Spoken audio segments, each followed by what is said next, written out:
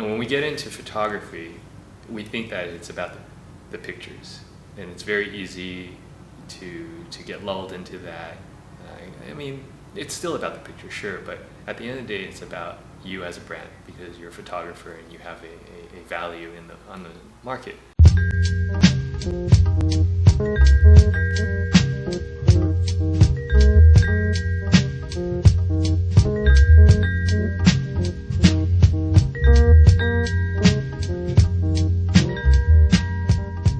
Lucima. I'm a fashion, beauty, and commercial photographer.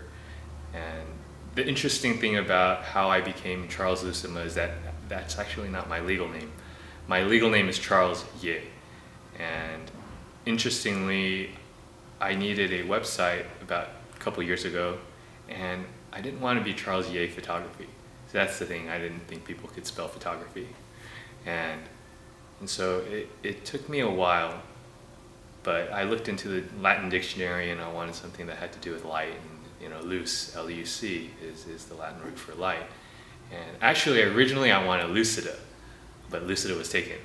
And so I wound up with lucima.com. How I became a photographer. This is actually one of these stories that I tell during my workshops, because it's people want to know, how did you come to be? And my background is in economics. I went to college, I got a bachelor's in economics. I have a master's in psychology, and I also have an MBA, which of course makes me totally ill-prepared and underwhelmingly talented for being a photographer. I was originally a consultant at an accounting software company, and after a year there, actually, I thought I was going to go back to Asia. I was going to work for family business. And when that didn't pan out, I came back to LA, and my wife was like, so how did it go? And I said, well, it didn't go so well. She asked me, what happened? And I explained to her, well, my dad and I don't really get along. And so she's like, well, what are you going to do now? And I said, well, I don't know. Maybe I'm going to become a photographer, I like cameras and stuff. And she's like, that's not a job, that's a hobby. And I was like, well, and we had this argument. It was interesting. Her favorite basketball player is Kobe Bryant. And I told her, so what? Kobe's just an advanced amateur, hobbyist. And she couldn't really argue that, since she thinks Kobe Bryant is still not a rapist, for that matter. So anyway, she tells me, okay, fine, you've got 2 years. I'll give you 2 years to become a photographer and to be successful. And I thought in my mind, I'm like, okay, so I went to college for 4. I got my a couple masters in 3 years, and you want me to do this in 2 years. And so I had absolutely no intent on fulfilling that ultimatum. I was just going to say, okay, fine, yes, honey, just do whatever I wanted to do anyway. But during that 2 years, a lot of things happened, and it dawned on me that, it could be a lucrative business. It was difficult at first, but it came. So it was difficult at first, but I realized that there are certain avenues and points of entry that I could break into the market and establish a name for myself. But honestly, there were times when I was like, no, this is too hard. This can't be right. There's got to be a better way. This is very, very weird. This is just I couldn't imagine how difficult it was. And out of all the things that I've done in my life, the education was not that hard, but I've done triathlons and stuff of the physical nature and surfing, and by and large, by far, photography has been the most difficult challenge in my life. So here are a couple tips as far as running a successful photography business is concerned, and that I learned firsthand as I've been doing this, over the last couple of years. But one of the things I think that's most important, and this is the first tip, is that you have to connect with people. And I think in this day and age, it's so easy for us to sit behind the computer and just hide. And for days in the past I've hidden in my cave and just done Photoshop, and that's not conducive to building a network or building business.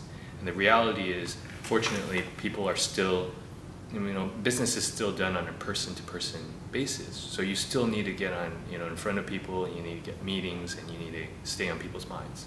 So one of the things that I tell myself these days is, for every day that goes by, you have to make a phone call and you have to talk to somebody. It doesn't matter who, you just kind of have to get out there. And the people I suggest you talk to are obviously the people you work with, the modeling agencies, you speak with your artists, your makeup artists, your wardrobe stylists, you speak with your designers, and stay on top of your clients' minds as well, because those are the people who have either given you work or potentially they'll give you work in the future.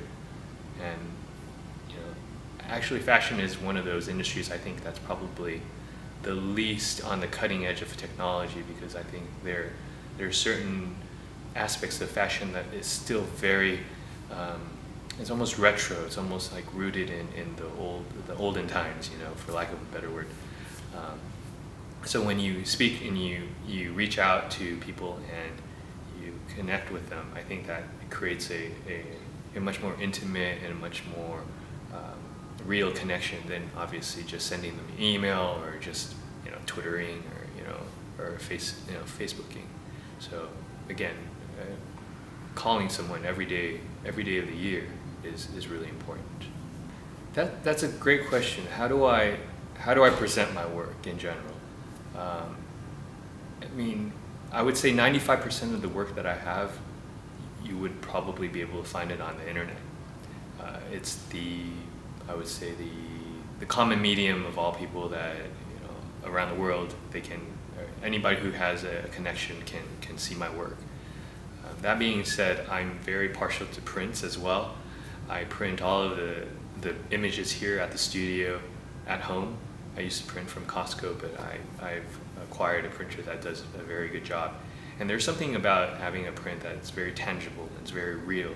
I learned this from one of the photographers that I admire, and he said, when you can hand a product to someone that they can see, touch, and feel, there is an immediate connection, a very a close connection between that person and that product that is beyond anything that you could possibly replicate, with staring at a computer screen on the internet, or from an image on the internet. So I think it's very important to have your comp cards, to have your mailers, and to have printed pieces of work, because at the end of the day, we still live in a physical world. As much as you can hide behind a computer, it's still ultimately important that you can actually send real pieces of your work to people, and have them see it, hold it, and own it. Because when they touch it, that becomes a part of them. They own it, and it's almost like giving them a gift, a gift that they won't want to give back to you. So yeah, that's one of the things I like best is having my own prints.